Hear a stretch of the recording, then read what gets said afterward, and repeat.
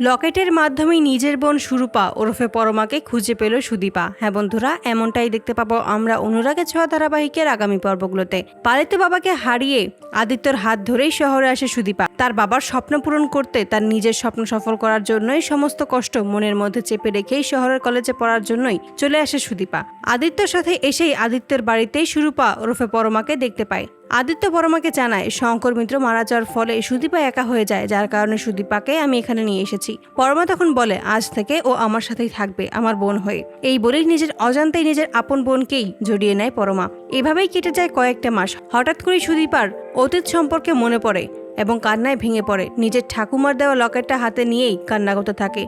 ঠিক সেই মুহূর্তেই পরমা সুদীপার কাছে আসে। সুদীপার হাতে তারই মতো একটা লকেট দেখতে পেয়ে চমকে যায়। সুদীপার কাছে এসে জিজ্ঞেস করে, তুমি এই লকেট কোথায় পেলে? সুদীপা তখন পরমাকে সমস্ত কিছুই খুলে বলে। এতে করে পরমা বুঝতে পারে যে এটা আর অন্য কেউ নয়, এটা তারই নিজের আপন বোন সুদীপা।